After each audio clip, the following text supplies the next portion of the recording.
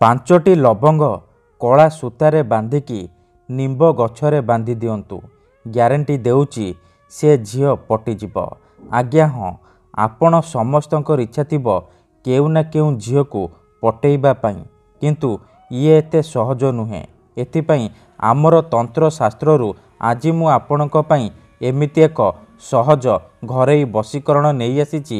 ଯଦି ଆପଣ ଏହି ବଶୀକରଣକୁ ଠିକ୍ ଭାବରେ କରିଦେଲେ ଗ୍ୟାରେଣ୍ଟି ଦେଉଛି ଯେଉଁ ଝିଅ ପଟୁନଥିଲା ସିଏ ଆପେ ଆପେ ପଟିଯିବ। ପାଗଳି ପରି ଆପଣଙ୍କୁ ଭଲ ପାଇବାକୁ ଲାଗିବ।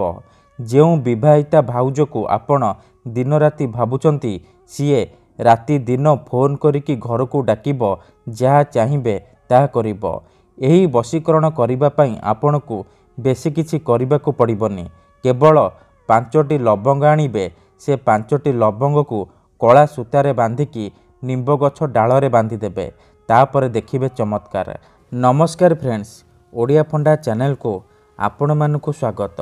ଯଦି ଆପଣ କେଉଁ ଝିଅକୁ ମନେ ମନେ ଭଲ ପାଉଛନ୍ତି କିନ୍ତୁ ଯେତେ ଚେଷ୍ଟା କଲେ ମଧ୍ୟ ତାକୁ ପଟେଇ ପାରୁନାହାନ୍ତି, ତାକୁ ନିଜର ମନ କଥା କହିବାକୁ ଡରୁଛନ୍ତି, ଆଉ ଆପଣ ଚାହୁଁଛନ୍ତି କି ସେ ଝିଅ ନିଜେ ଆସି ଆପଣଙ୍କୁ ଭଲ ପାଉଛି ବୋଲି କହୁ, ତେବେ ଆଜିର ଏହି ଭିଡ଼ିଓଟି ଆପଣଙ୍କର ଇଚ୍ଛାକୁ ପୂରଣ କରିବ। କାହିଁକି ନା ଆଜି ମୁଁ ଆପଣଙ୍କୁ ଶିଖେଇବି ନାରୀ ମୋହିନୀ ଗୁପ୍ତ ବଶୀକରଣ ବିଦ୍ୟା। କେବଳ 5ଟି ଲବଙ୍ଗ ଆଉ କଳା ସୂତା ସାହାଯ୍ୟରେ। ଏହି ବଶୀକରଣ କରିବା ପାଇଁ ଆପଣଙ୍କୁ କୌଣସି ପ୍ରକାର ମନ୍ତ୍ରତନ୍ତ୍ର କରିବାକୁ ପଡ଼ିବନି କିମ୍ବା କୌଣସି ପ୍ରକାର ପଇସା ଖର୍ଚ୍ଚ କରିବାକୁ ପଡ଼ିବନି। ଆପଣ ବିନା ମନ୍ତ୍ର, ବିନା ତନ୍ତ୍ର, ବିନା କିଛି ପଇସା ଖର୍ଚ୍ଚ କରି ନିଜ ପସନ୍ଦର ସେ ଝିଅ ହେଉ ବା ପଡ଼ିଶା ଘର ଭାଉଜକୁ ନିଜ ବଶରେ କରିପାରିବେ। ତାଠାରୁ ନିଜର ମନ ମୁତାବକ କାମ ହାସଲ କରିପାରିବେ। ସିଏ ଆପଣଙ୍କର ସବୁ କଥା ମାନିବ, ଯାହା କହିବେ ତାହା କରିବ।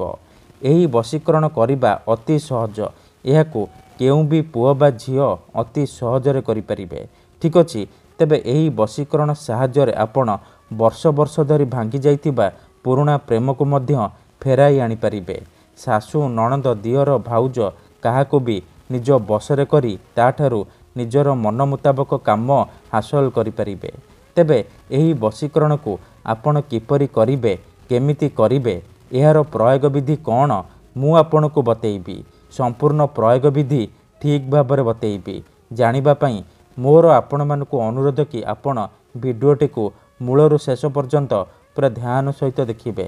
ବିଧିଟି ଜାଣିବା ପୂର୍ବରୁ ଯଦି ଆପଣ ଆମ ଚ୍ୟାନେଲକୁ ନୂଆ ଆସିଛନ୍ତି ତେବେ ଦୟାକରି ଚ୍ୟାନେଲକୁ ସବସ୍କ୍ରାଇବ୍ କରି ପାଖରେ ଥିବା ବେଲ୍ ଆଇକନ୍କୁ ମଧ୍ୟ ଦବାଇ ଦିଅନ୍ତୁ, ଯାହାଦ୍ୱାରା ଆମେ ଯେଉଁ ବି ଭିଡ଼ିଓ ଅପଲୋଡ଼ କରିବୁ ସର୍ବପ୍ରଥମେ ଆପଣ ଦେଖିପାରିବେ ଆଉ ତାହାର ଲାଭ ପାଇପାରିବେ। ତେବେ ମନେ ରଖନ୍ତୁ, ଏହି ବଶୀକରଣ ବିଧିକୁ ଆପଣ କେବଳ ମଙ୍ଗଳବାର କିମ୍ବା ଶନିବାର ଦିନ କରିବେ। ବିଧିଟି କରିବା ପୂର୍ବରୁ ଭଲ ଭାବରେ ହାତ, ଗୋଡ଼, ମୁହଁ ଧୋଇକି ସଫା ବସ୍ତ୍ର ପିନ୍ଧିକି ଆପଣ ଏହି ବଶୀକରଣକୁ ଆରମ୍ଭ କରିବେ।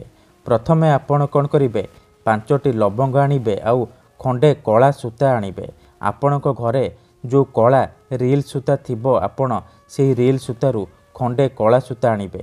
ଏତିକି ଜିନିଷ ଆଣିସାରିବା ପରେ ନିଜ ଘରେ କୌଣସି ଏକ ଜାଗାରେ ନାଲି ରଙ୍ଗର ଆସନ ପକାଇକି ଦକ୍ଷିଣ ଦିଗକୁ ମୁହଁ କରିକି ବସି ପଡ଼ିବେ, ଯେମିତି ଆପଣଙ୍କୁ କେହି ଦେଖିବେନି କିମ୍ବା ଅଧାରୁ ଡାକିବେନି। ତାପରେ ଯେଉଁ 5ଟି ଲବଙ୍ଗ ଆଉ କଳା ସୂତା ଆଣିଛନ୍ତି ସେହି 5ଟି ଲବଙ୍ଗ ଆଉ କଳା ସୂତା ସାହାଯ୍ୟରେ ଆପଣ ଗୋଟିଏ ମାଳ ତିଆରି କରିବେ। ଗୋଟେ ଗୋଟେ କରି 5ଟି ଲବଙ୍ଗ କଳା ସୂତାରେ ବାନ୍ଧିବେ ଆଉ ଗୋଟିଏ ମାଳ ତିଆରି କରିବେ। ସେ ମାଳ ହୋଇସାରିବା ପରେ ଆପଣ କ'ଣ କରିବେ, ଗୋଟିଏ ଲବଙ୍ଗକୁ ହାତରେ ଛୁଇଁବେ ଆଉ ଆଖି ବନ୍ଦ କରିକି ସେଇ ଝିଅ ବା ନାରୀକୁ ମନେ ମନେ ଭାବିବେ। ତାର ମୁହଁକୁ ନିଜ ମନରେ ଭାବିବେ। ତାପରେ ଗୋଟିଏ ଥର ତାର ନାମ ଉଚ୍ଚାରଣ କରିବେ। ଏହିପରି ଆପଣ ଗୋଟେ ଗୋଟେ କରି 5ଟି ଲବଙ୍ଗକୁ ଛୁଇଁବେ। 5 ଥର ସେଇ ଝିଅ ବା ସ୍ତ୍ରୀର ନାମ ଉଚ୍ଚାରଣ କରିବେ ଯାହାକୁ ଆପଣ ନିଜ ବଶରେ କରିବାକୁ ଚାହୁଁଛନ୍ତି। ଏତିକି କରିସାରିବା ପରେ ଆପଣ ସେ ଲବଙ୍ଗର ମାଳକୁ ନେଇକି କୌଣସି ଏକ ନିମ୍ବ ଗଛ ଡାଳରେ ବାନ୍ଧି ଦେଇ ଚୁପଚାପ ଘରକୁ ଫେରି ଆସିବେ। ଏତିକି କରିକି ଦେଖନ୍ତୁ, ଗ୍ୟାରେଣ୍ଟି ଦେଉଛି ଯେଉଁ ଝିଅ ବା ନାରୀ ପାଇଁ ଆପଣ ଏହି ଉପାୟକୁ କରିଥିବେ ସିଏ ଆପଣଙ୍କ ପ୍ରେମରେ ଦିବାନୀ ହୋଇଯିବ। ଆପଣଙ୍କ ଆଡ଼କୁ ଆକର୍ଷିତ ହେବାକୁ ଲାଗିବ, ଆପଣଙ୍କୁ ଭଲ ପାଇବାକୁ ଲାଗିବ। ଧନ୍ୟବାଦ।